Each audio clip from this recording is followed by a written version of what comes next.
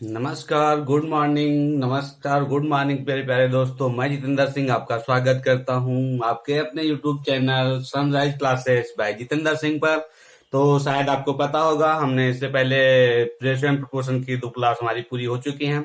आज हमारी ratio and proportion की 3rd क्लास होगी। तो चलिए हम अपने बढ़ते हैं अपने मोटिवेशनल क्वेट की तरफ। सामने हो मंजिल तो रास्ते न मोड़ना, जो भी मन में हो वो सपना न तोड़ना। कदम कदम पे मिलेंगी मुश्किलें आपको, बस सितारे चुनने के लिए कभी जमीन मत छोड़ना। तो दोस्तों, शायद इन पंक्तियों का मतलब हम आपको बताना चाह रहे हैं कि सामने अगर मंजिल हो तो कभी रास्ते अपने मत मोड़ना। जैसे कि हमारा कोई सपना है कि हमने जैसे सपना देख रखा है, हर एक स्टूडेंट का, हर एक विद्यार्थी का एक न एक सपना होता है। कोई चाहता है हम फोर्स में जाएं, कोई चाहता है हम सिविल में जाएं, कोई चाहता है हम रेलवे, एसएससी, मतलब सबका अलग अलग फील्ड में अलग अलग होते हैं। तो अगर कोई सपना देख रखा है तो उस सपने को पूरा करने के लिए क्या अपने आप से पूछिए कि आप वो एफर्ट लगा रहे हैं। क्योंकि आजकल सिर्फ सपने देखना ही तो सब कुछ नहीं होता है। सपने देखना अच्छी बात है, लेकिन उन सपनों को पूरा करने के लिए भी अपने आप में एक एफर्ट लगाना सबसे अच्छी बात है। तो आप अपने आप से सबसे पहले यही क्वेश्चन पूछिएगा कि क्या आप जो सपना देख रहे हैं उसके लिए आप सच्चे मन से और सही एफर्ट लगा रहे हैं। अगर नहीं तो उसके लिए आप तैयारी में जुट जुट जाइए, क्योंकि शायद आपको नहीं पता होगा कंपटीशन कितना ज्यादा बढ़ता जा रहा है। बहुत सारे दोस्त हमारे सोचते हैं कि हम कल से तैयारी स्टार्ट कर देंगे, कल से तैयारी स्टार्ट कर देंगे। तो शायद उनको बताना चाह रहा हूं कि कल कभी भी नहीं आता है। अगर तैयारी में जुड़ना है तो आप आज से ही और अभी से ही तैयारी में जुट जाइए और जी जान लगा के पूरी मेहनत के अपनी पूरी ईमानदारी के साथ अपने लक्ष्य को हासिल कीजिए। तो चलिए दोस्तों, अपने क्लास की तरफ बढ़ते हैं। हम अपने क्लास में आज पढ़ेंगे रेशियो एंड प्रोपोर्शंस की 3rd क्लास है। आज रेशियो एंड प्रोपोर्शंस, सबसे पहले हमने कल इससे पहले क्लास में रेशियो के बारे में बताया था। आज हम थोड़ा प्रोपोर्शंस के बारे में जानकारी लेंगे। तो चलिए दोस्तों, सबसे पहले हम रेशियो को सेट करना सीखते हैं। जैसे हमारा दिया हुआ है ए रेशियो बी, और जब भी ये डबल डॉट दिए रहते हैं तो इसको समान अनुपात पढ़ा जाता है, यानी प्रोपोर्शन। ए रेशियो बी समान और सी रेशियो डी, यानी जैसे कि ए रेशियो बी है वैसा ही सी रेशियो डी है, मतलब बराबर के चिन्ह होता है दोनों तरफ। जितना ए अपान बी है उतना ही सी अपान डी है। तो इसको हम जैसे कि इस तरीके से लिख दिया हमने, A upon B equal to C upon D. अगर हमें फर्स्ट रेशियो निकालना है यानी ए निकालना है तो बी इंटू सी, यानी बी इंटू सी को मल्टीप्लाई कर देंगे और डी अपान में रहेगा। और जब हमारा सेकंड रेशियो निकालना होगा तो अगर हमें बी निकालना है तो ए एंड डी का हम मल्टीप्लाई कर देंगे, जो कि आपके सामने हुआ और ये सी अपान में चला आएगा। अगर हमें थर्ड रेशियो निकालना है यानी सी निकालना है तो ए इंटू डी का मल्टीप्लाई करेंगे और बी अपान में चला आएगा। और अगर फोर्थ रेशियो निकालना है हमारा डी, तो बी इंटू सी और अपान में ए आ जाएगा। शायद आपको समझ में आएगा, इसमें कुछ नहीं करना, बस क्रॉस मल्टीप्लाई करके जिस चीज की वैल्यू हमें निकालनी होगी उसको, उसके अलावा बाकी हम उसके साइड वाली वैल्यू को अपान में कर देंगे, बस इतना ही करना रहता है। तो ये है हमारा, ये चारों रेशियो निकालने के लिए आपको सबसे आसान तरीके से आप निकाल सकते हैं। हालांकि आपको ये फार्मूले जो भी नहीं रटना ही रहे, आप यहां से भी डायरेक्ट समझ के निकाल सकते हैं। तो चलिए थोड़ा अब हम देखते हैं प्रोपोर्शंस।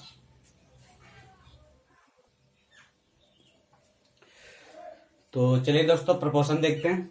सबसे पहले मैं आपको बताना चाह रहा हूं रेशियो एंड प्रोपोर्शंस के बारे में। रेशियो हमारा कुछ नहीं होता। रेशियो एक प्रकार की, ये मान लो कि किसी भी संख्या की आत्मा होती है। आत्मा मतलब कि जैसे कि कोई ऐसी आत्मा जो कि शरीर को ढूंढती रहती है। मतलब अगर सिर्फ कोई संख्या रेशियो में लिखी हुई है तो उसका अपने आप में कोई भी मतलब नहीं होता है, जब तक कि उसके लिए कोई शरीर न मिले, जब तक कि मतलब उसके लिए कोई संख्या न मिले। जैसे भी वो कोई संख्या पाएगी वो अपने आप में एक्टिव हो जाएगी और अपना रूप दिखा देगी। तो और प्रोपोर्शन क्या होता है? प्रोपोर्शन मतलब होता है कि एक संख्या दूसरी संख्या के अनुक्रमानुपाती, मतलब जैसे कि ए अनुक्रमानुपाती बी, जैसे कि हमें ए अनुक्रमानुपाती बी, ये हमारा प्रोपोर्शन हो जाता है एक प्रकार का। तो हम यहाँ पे देखते हैं, सबसे पहले थोड़े फार्मूले होते हैं प्रोपोर्शंस के। जैसे फर्स्ट प्रोपोर्शन निकालना अगर हमें होता है, अगर हमें दो संख्या दे रखी हैं, जैसे कि ए एंड बी दो संख्याएं दे रखी हैं, और इसमें से अगर हमें फर्स्ट प्रोपोर्शन पूछ लेता है तो फर्स्ट प्रोपोर्शन निकालने के लिए हमें कुछ भी नहीं करना रहता, फर्स्ट संख्या का स्क्वायर कर देते हैं और सेकंड संख्या को अपान में कर देते हैं, यानी फर्स्ट प्रोपोर्शन हो जाता है हमारा ए स्क्वायर अपान बी। और ये इसी तरीके से अगर हमसे मिड पोर्शन पूछ लेता है तो कुछ भी नहीं करते, बस दोनों संख्या को रूट के अंदर कर देते हैं, रूट ए बी। और अगर थर्ड प्रोपोर्शन पूछता है तो थर्ड प्रोपोर्शन में हमें सेकेंड वाली संख्या के स्क्वायर करके और फर्स्ट संख्या को अपान में कर देना होता है। तो ये हो जाता है बी स्क्वायर अपान ए। ये हमारे एग्जाम के पॉइंट ऑफ व्यू से बहुत ही ज्यादा इंपॉर्टेंट फॉर्मूले हैं। ये मान लो कि वेरी वेरी इंपॉर्टेंट ये सारे फार्मूले, क्योंकि एग्जामिनर ये 3-4 फार्मूले होते हैं, इनमें हर एक एग्जाम में आपको एक आध क्वेश्चन देखने को मिल ही जाएगा। तो इससे ये फार्मूले आप सारे याद कर लीजिएगा, ये काफी इंपॉर्टेंट फार्मूले हैं। और इसमें एक फार्मूला और होता है जब हमें 3 संख्या दे रखी है, जैसे कि जब 3 संख्या दे रखी है, 3 संख्या यानी ए कामा बी कामा सी, 3 संख्याएं, जब 3 संख्याएं दे रखी हो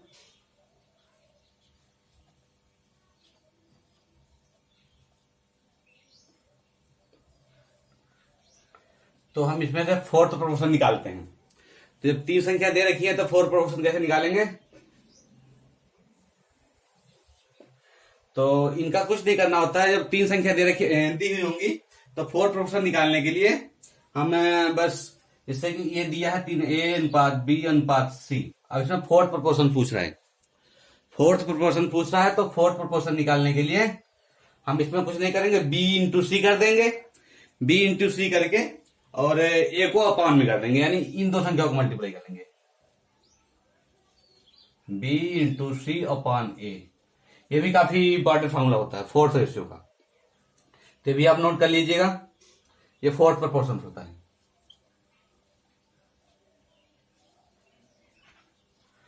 ये फोर्थ प्रोपोर्शन है हमारा, शायद दिख रहा होगा आपको, हाँ सही है दिख रहा है। तो आप ये सारे फॉर्मूले नोट कर लीजिए। अब हम थोड़ा बढ़ते हैं रेशियो की तरफ।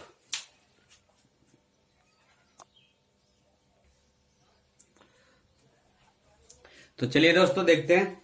अभी थोड़ी देर पहले मैंने आपको बताया था रेशियो कुछ नहीं होता, महज एक आत्मा है जो कि क्या करती है, शरीर को ढूंढती रहती है।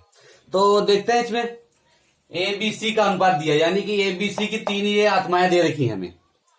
अब ये तो आत्माएं, इनका ऐसे तो कोई भी अस्तित्व तो नहीं है। ऐसे अगर हमसे पूछ रहे हैं कि ए का मान कितना है, बी का मान कितना है, सी का मान कितना है, तो हम नहीं बता सकते, क्योंकि ए 1:2:4 दिया हुआ है। अब 1:2:4 कुछ भी हो सकता है, 2:4:8 भी हो सकता है, 4:8:16 भी हो सकता है। तो इस तरीके से कोई भी संख्या हो सकती है। तो हम ऐसे रेशियो में कभी भी नहीं बता सकते कि इसमें इनकी वैल्यू क्या हो सकती है। तो इनकी वैल्यू निकालने के लिए सबसे पहले हमें इनके शरीर को ढूंढना होगा कि इनका शरीर आखिरकार कहां पे है। जैसे ही अपना शरीर पाएंगे अपना अस्तित्व दिखा देंगी। तो इसी क्वेश्चन हमें कहीं ना कहीं इनका शरीर जरूर दे रखा होगा। तो जैसे ही हमने देखा A ratio B ratio C का अनुपात दिया हुआ 1:2:4 दिया है, तथा ए और सी का अंतर दिया है 15। तो ए बी सी का मान पूछ रहा है। अब यहां पे देखो, हम इस पे हेडलाइट करेंगे। सबसे पहले ए और सी का अंतर कितना दिया है, 15। यहाँ पे ए और सी का हमें अंतर दिया हुआ है। और अब हम रेशियो पे देखेंगे, यानी आत्माओं में देखेंगे, तो आत्माओं में ए और सी का हमें अंतर कितना दिख रहा है। हमें जो भी संख्या का अंतर होता है वो उनकी आत्माओं के, मतलब जो भी सेम यहाँ पे दे रखा होगा वही सेम चीज हम उनकी आत्माओं में देखेंगे। जैसे वो आत्मा कुछ ना कुछ हल्का सा भी कहीं सुराग पाएंगे तुरंत उसके अंदर घुस जाएंगी। जैसे 1:4 है, अब यहाँ पे इन दोनों का अंतर कितना रहा है, 3, और यहाँ पे अंतर कितना दिया हुआ, 15। तो इस 3 को हम 15 के क्या कर देंगे, बराबर कर देंगे। और यहां से हमें 1 की वैल्यू जैसे ही निकल के आएगी, अब हम यहां से 1 की वैल्यू निकाल लेंगे, तो 3 5 15। अब 1 की वैल्यू 5 पता चल चुकी है। अब हम यहां से तीनों की वैल्यू निकाल सकते हैं, यानी कि ए अनुपात बी अनुपात सी। तो यहाँ पे ए की 5 है, तो 5 10 और 20, ये हमें तीनों के अलग अलग वैल्यू पता चल चुकी है। शायद आपको समझ में आएगा। हमें इसमें कुछ नहीं करना होता है, बस संख्या जो भी दी रहती है उसको देखते हैं और उनकी आत्माओं में उस संख्या के बारे में देखते हैं कि कहां पे थोड़ा सा भी वो सुराग पा रही हैं। जैसे भी थोड़ा सा सुराग पाएंगी वो तुरंत उस शरीर के अंदर घुसने की कोशिश करेंगी। सब भी, क्योंकि बिना शरीर के अंदर प्रवेश किए वो कुछ कर ही नहीं सकती संख्याएं। अनुपात में संख्या वो उनका कोई भी अस्तित्व नहीं होता है। तो यहाँ पे इन्होंने कहाँ पे शरीर पाया, अपनी बॉडी पाई, तो 1 और 4 इन दोनों के बीच का अंतर यहाँ पे 15 भी दिया हुआ था और इन दोनों का अंतर यहाँ 3 भी दिया हुआ था। तो जैसे दोनों बराबर हुई नहीं वैसे उसने फटाक से अंदर एंट्री कर ली, जैसे एंट्री की नहीं तैसे वैसे ही हमारी एबीसी की वैल्यू निकल के आ गई। तो इसी तरीके से चलिए हम दोनों अपना सेकंड क्वेश्चन देखते हैं। तो अपना चलिए सेकंड क्वेश्चन देखते हैं। ए बी और सी का रेशियो दे रखा है हमें 5:3:6 है तथा ए बी सी का कुल मान दिया है 84। कुल मान 84 दे रखा है। तो ए और सी का अंतर क्या होगा। अब यहाँ पे हमें ए और सी का अंतर पूछ रहा है, वहां पहले वाले में क्या था, ए और सी का अंतर दे रखा था। अब यहाँ पे सबसे पहले देखेंगे यहाँ पे दिया क्या हुआ है। यहाँ पे दिया हुआ ए बी सी की टोटल वैल्यू दी हुई है। अब यहां से ए बी सी की टोटल वैल्यू क्या हो जाएगी 5:3:6 यानी 5 3 8 6 14 यानी कि 5:3:6। यहाँ पे इनका कुल मान हुआ, रेशियो में कुल मान हुआ हमारा कितना 14 और रियल में कितना दे रखा है, रेशियो में तो 14 हुआ और रियल में कितना दे रखा है 84। रियल में 84 दे रखा। अब यहां से हम एक की वैल्यू निकालेंगे। सबसे पहले हमें एक की वैल्यू निकाल लेते हैं और जो भी एक की वैल्यू निकलती है हम उसको जिस चीज में भी जिस संख्या के साथ गुणा करना होता है उस एक की वैल्यू को हम गुणा कर देते हैं। तो ये हो जाएगा 1 = 14 6 84 यानी 1 की वैल्यू आ गई 6। 1 की वैल्यू 6 निकल के आई। अब हमसे पूछ क्या रहा है ए और सी का अंतर। अब यहाँ पे देखेंगे हम ए अनुपात बी अनुपात सी। यहाँ पे ए और सी का अंतर कितना दे रखा है 5 और 1 में अगर हम देखेंगे तो 1 का ही तो अंतर आ रहा है और 1 की वैल्यू 6 है। इसका मतलब इन दोनों का अंतर क्या हो जाएगा 6। यही हमारा आंसर हो जाएगा। अगर इसी में हमसे पूछ लेता कि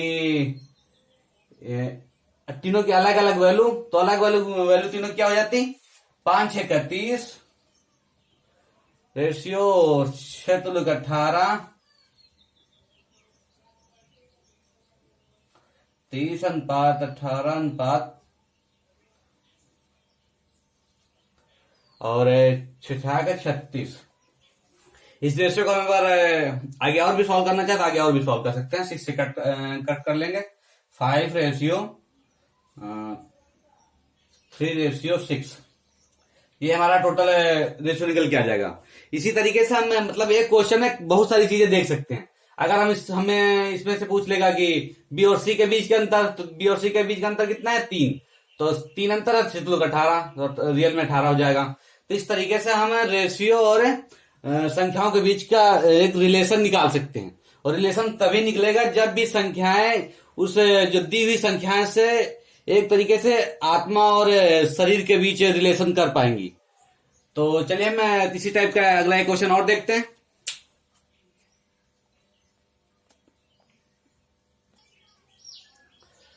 तो चलिए दोस्तों अपना नेक्स्ट क्वेश्चन देख रहे हैं। ए, बी और सी का अनुपात दे रखा है हमें 2:4:6 तथा बी सी से 20 वर्ष छोटा है। यानी कि क्या कर रहा है बी सी से 20 वर्ष छोटा है। तो ए बी और सी की आयु क्या होगी ये हमसे पूछ रहा है। तो चलिए देखते हैं। सबसे पहले हम रेशियो पे ध्यान देंगे। हमारा रेशियो दिया हुआ A ratio B ratio C और इनका दिया हुआ 2:4:6। अब जो भी संख्या दे रखी है वो देखेंगे कि संख्या क्या कर रही है। हमारी संख्या यह है हमारी बी सी से 20 वर्ष छोटा है। यानी बी सी से कितने वर्ष छोटा है, रेशियो में तो हमें 4 दिख रहा है छोटा, लेकिन रियल में कितना दिख रहा है, रियल में तो 20 दिख रहा है। तो इस 4 को हम किसके बराबर करेंगे 20 के बराबर। तो 1 की वैल्यू क्या आ जाएगी हमारी, 1 की वैल्यू निकल के आ गई हमारी 5। 1 की वैल्यू 5 आ गई। अब हमसे क्या पूछ रहा है, तीनों की अलग अलग आई पूछ रहा है, तो तीनों की अलग अलग वैल्यू हो जाएगी हमारी। ये हो जाएगी हमारी 5 2 10 और ये हो जाएगी हमारी 4 5 20 और ये हो जाएगी हमारी 5 6 30। यहाँ पे हमें तीनों की अलग अलग आयु निकल के आ चुकी है। तो शायद उम्मीद है कि आपको रेशियो और संख्याओं के बीच में रिलेशन निकालना समझ में आ गया होगा। बस हमें इनकी जो भी हमने आपको बताया था कि संख्याओं रेशियो की जो रेशियो है वो एक तरीके से आत्मा है, उन आत्माओं के लिए हमें शरीर ढूंढना होगा, और जैसे ही वो शरीर पाएंगे उनके अंदर तुरंत एंट्री कर लेंगे, और जैसे एंट्री किया नहीं वैसे ही हमारी संख्या निकल के आप बाहर आ जाएंगी। लेकिन अगर ध्यान से, जब तक इनके लिए शरीर नहीं मिलेगा, बॉडी नहीं मिलेगी कोई, तब तक हम इनके बीच का रिलेशन नहीं बता सकते। बता सकते हैं तो सिर्फ रेशियो का ही बता सकते हैं, संख्याओं का रिलेशन नहीं निकाल सकते। तो शायद आपको इस टाइप के क्वेश्चन समझ में आए होंगे। अब हम थोड़ा नेक्स्ट कॉन्सेप्ट देखते हैं। तो चलिए दोस्तों, हम देखते हैं जब दो संख्याएं दी हुई होती है हमें, तो फर्स्ट प्रोपोर्शन कैसे निकाला जाता है, सेकंड प्रोपोर्शन कैसे निकाला जाता है, और मिड प्रोपोर्शन कैसे निकाला जाता है। इसमें थर्ड प्रोपोर्शन नहीं होता, ये मत आप सोचिएगा कि कहीं थर्ड प्रोपोर्शन आप निकालने लगे। थर्ड प्रोपोर्शन नहीं निकलता है। थर्ड प्रोपोर्शन जहाँ पे होता है मध्यानुपाती यानी मिड प्रोपोर्शन। तो सबसे पहले हम फर्स्ट प्रोपोर्शन देखेंगे। तो फर्स्ट प्रोपोर्शन मैंने अभी फॉर्मूला आपको बताया था कि फर्स्ट प्रोपोर्शन क्या होता है, ए स्क्वायर अपान बी, यानी पहली संख्या अपान पहली संख्या के स्क्वायर अपान बी। तो पहली संख्या में दे रखी है 2, यानी कि हम पहली संख्या को तो स्क्वायर कर देंगे, यानी 2 इंटू 2।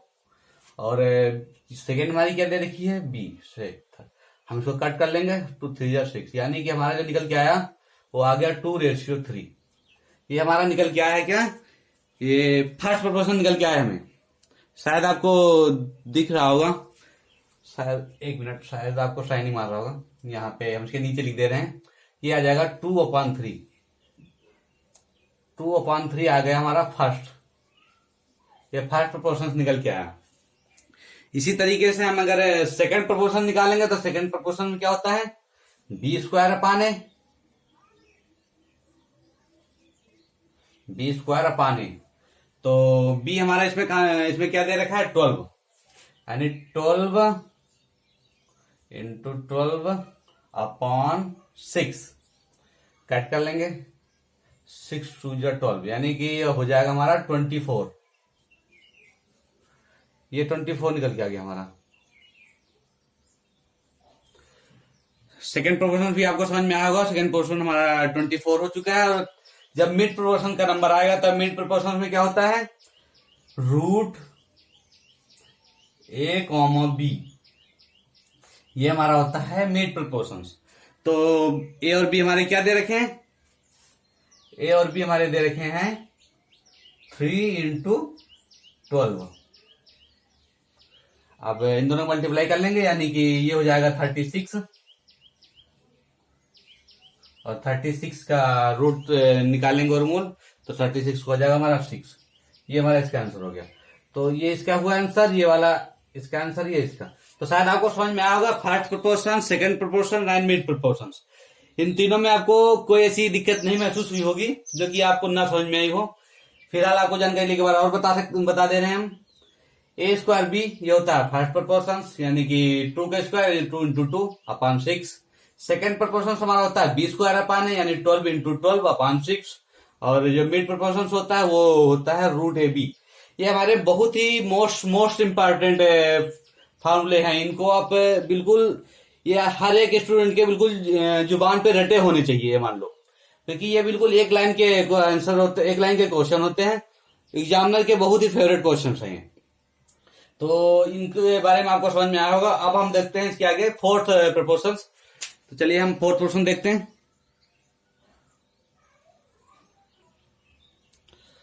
तो चलिए दोस्तों, हम देखते हैं अपना चतुर्थ अनुपात। चतुर्थ अनुपात में क्या होता है, अभी हमने बताया था फोर्थ प्रोपोर्शंस में। फोर्थ प्रोपोर्शंस में होता है हमारा फोर्थ प्रोपोर्शन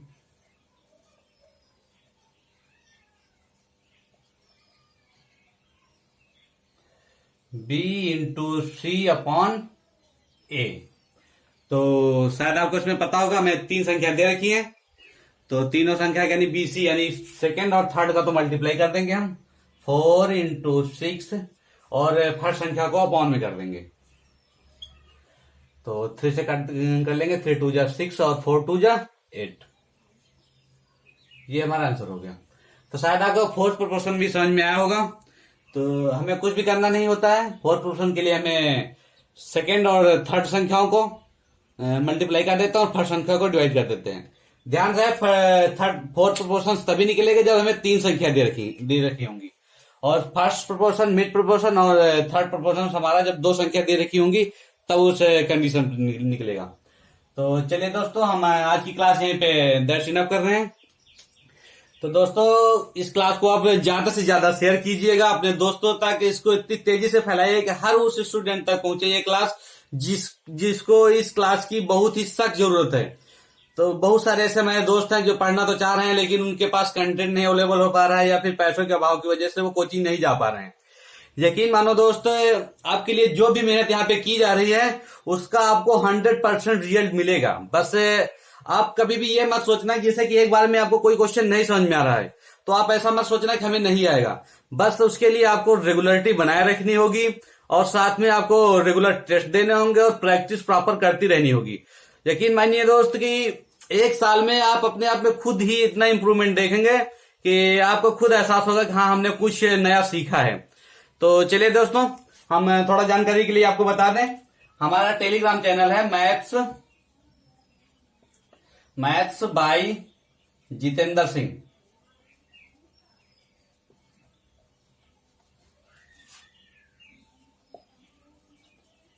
ये हमारा टेलीग्राम चैनल है। सबसे पहले आप प्ले स्टोर से टेलीग्राम ऐप को डाउनलोड कर लेना, और टेलीग्राम ऐप डाउनलोड करने के बाद उस पर मैथ्स बाय जितेंद्र डाल के सर्च करना और इसमें ज्वाइन हो जाइएगा। ज्वाइन होने के बाद आपको इसमें प्रैक्टिस के लिए हम प्रॉपर क्वेश्चन भी देते हैं, और फिर आपको कोई भी प्रॉब्लम आती है तो आप इस पे मैसेज या फिर फोटो, क्वेश्चन के फोटो भेज के आप पूछ भी सकते हैं। तो चलिए दोस्तों, आज की क्लास यहीं पे दर्शन कर रहे हैं। Bye bye.